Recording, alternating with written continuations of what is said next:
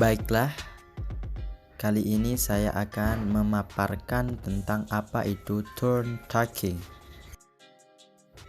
Pengertian turn taking itu sendiri atau kata lainnya alih urtutur merupakan pergantian peran ketika seseorang sedang bertutur secara alamiah. Pola pergantian peran ini tidak diatur secara resmi. Namun ada norma-norma yang telah diketahui bersama antara penutur dan mitra tutur tentunya. Percakapan alamiah tentunya berbeda dengan percakapan yang terjadi pada diskusi, sidang, skripsi, sidang di pengadilan, dan sebagainya. Dalam acara seminar, diskusi, maupun debat, pola alih tutur diatur begitu ketat yang dipimpin oleh seorang moderator. Dalam kegiatan tersebut, semua peristiwa alih tutur sudah diatur sedemikian rupa. Misalnya pembatasan waktu bicara, setiap pergantian tuturan harus melalui moderator. Ketika terjadi percakapan, pada umumnya para peserta percakapan sudah mengetahui konvensi yang ada. Misalnya, siapa yang harus berbicara, kapan harus berbicara, dan lamanya waktu yang digunakan untuk berbicara. Aturan itu memang tidak tertulis. Seseorang dianggap tidak sopan apabila memonopoli percakapan, memotong percakapan, tidak memberi kesempatan pada orang lain untuk berbicara, dan selalu ingin menang sendiri. Pola alih tutur dalam percakapan alamiah hampir tidak pernah ditemukan. Pola alih tutur di setiap masyarakat sangat bervariatif. Misal, anak-anak di Amerika ketika sedang melakukan percakapan cenderung menghindari pembicaraan yang terjadi bersama-sama. Sedangkan anak-anak Fiji keturunan India ketika sedang melakukan percakapan cenderung bersama-sama ketika berbicara.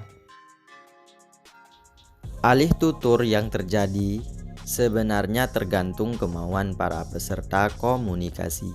Sebuah percakapan dikatakan berhasil jika tidak adanya kesenyapan panjang dalam pergantian peran. Jika ingin mengakhiri pembicaraan, maka tempo pergantian tutur dibuat agak lamban, sampai pada akhirnya para peserta tidak lagi mengambil alih peran pembicara.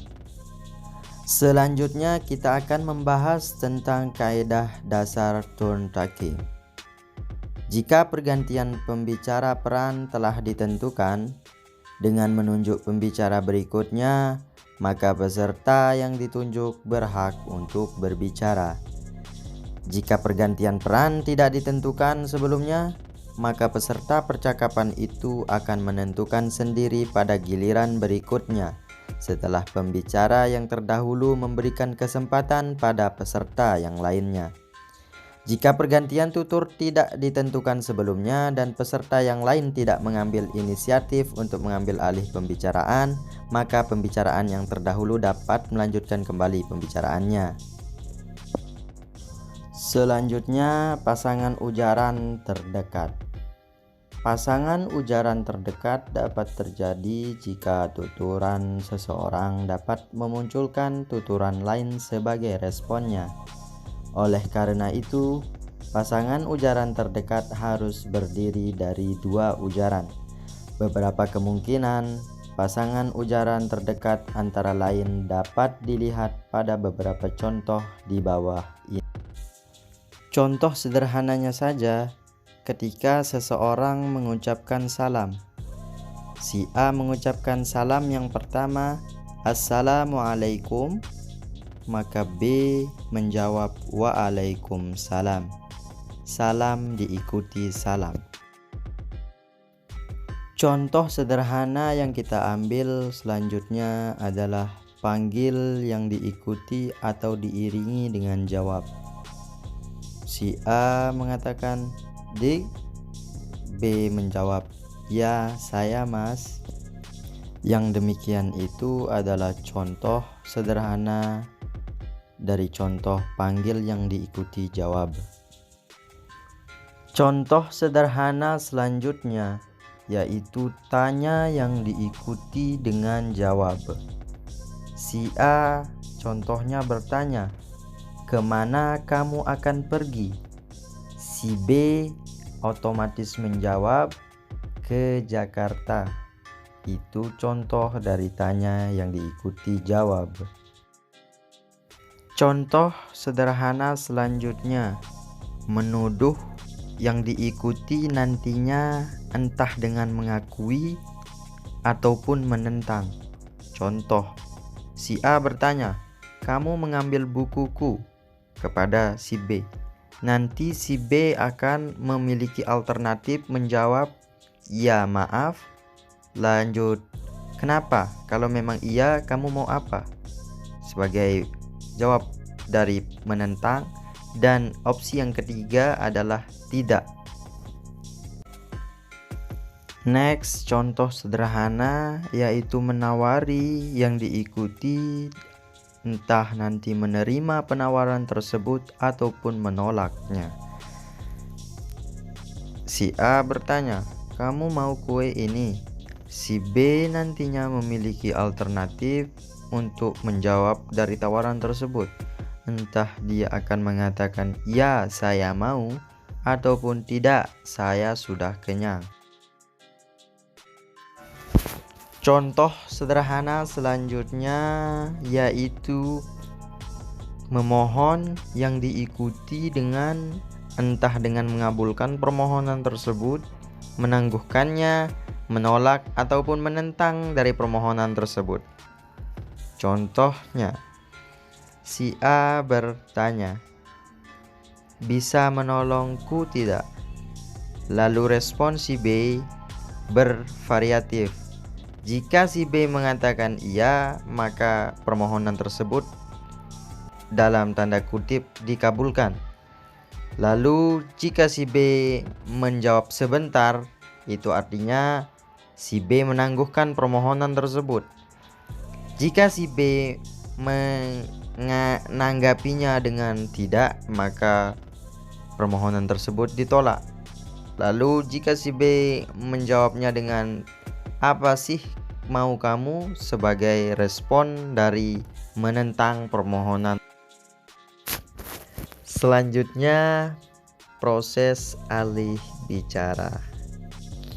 Contoh, si A bertanya kepada si B, "Bagaimana pendapat Anda tentang hasil ujian nasional yang diselenggarakan di Daerah Istimewa Yogyakarta?" Si B memberikan paparan jawabannya, "Menurut saya, hasil ujian nasional di Daerah Istimewa Yogyakarta cukup memprihatinkan." Memperoleh alih bicara didapatkan karena B memperoleh kesempatan untuk berbicara. Contoh yang lain atau dalam kasus yang lain, si A bertanya, "Pernah lihat benda ini enggak?" Si B menjawab, "Ya, sepertinya aku pernah melihatnya." Tetapi dalam hal itu atau dalam situasi tersebut, si B lupa akan nama benda tersebut. Si A menjawab dengan tanda kutip dalam artian si A ingin mempertegas atau mengingatkan si B yang lupa. Ini adalah termasuk dari respon terhadap si B yang lupa. Si A menjawab ini main board. Si B langsung menanggapinya dengan cepat, "Oh ya, main board." Seperti itulah contoh dari mengganti. Cara mengambil alih pembicaraan dengan melanjutkan pembicaraan dari mitra tuturnya karena tidak mampu meneruskan pembicaraan. Contoh yang lain dari kasus yang lain, si A bertanya, "Hari libur gini enaknya ngapain ya?" Lalu si B, si C, si D, dan si E dengan cepat untuk merebut menjawab dari pertanyaan si A. Si B mengatakan mancing dan dilanjutkan dengan cepat oleh si C dengan menjawab tamasya, dan lanjut si D dengan menjawab tidur, dan si E menjawab bersih-bersih di kamar. Cara mengambil alih pembicaraan pada saat pembicara sebelumnya masih ingin melanjutkan pembicaraannya. Oke, selanjutnya kasus yang lain, si A mempertegas tadi malam, lalu langsung disambut oleh si B dengan menjawab, mati lampu kan? Jadi tutur cara ini cara mengambil alih pembicaraan pada waktu penutur pertama belum selesai bertutur. Oke, kasus selanjutnya, si A mempertegas, panas sekali ruangan ini. Lalu si B menjawab, karena tidak ada AC-nya. Lalu si A kembali berbicara, aku mau mandi dulu ah. Lalu si B mempertegas jawaban si A dengan mengatakan, aku nanti aja. Jadi cara ini mengambil alih pembicaraan dengan menciptakan inisiasi atau reinisiasi sehingga terjadi pertukaran baru berikutnya. Kita beralih ke kasus yang lain. Si A bertanya kepada si B, beberapa hari ini cuaca panas sekali ya. Lalu si B menanggapinya dengan menjawab, iya, mungkin akan turun hujan. Lalu si A kembali mempertegas, tidak seperti di rumahmu. Lalu B diam agak lama. Maksudku di rumahmu itu sejuk sekali karena di daerah pegunungan. Tidak usah pakai AC juga sudah dingin. Tidur siang bisa nyenyak. Cara ini mengambil alih pembicaraan karena mitra tutur tidak memanfaatkan kesempatan yang diberikan.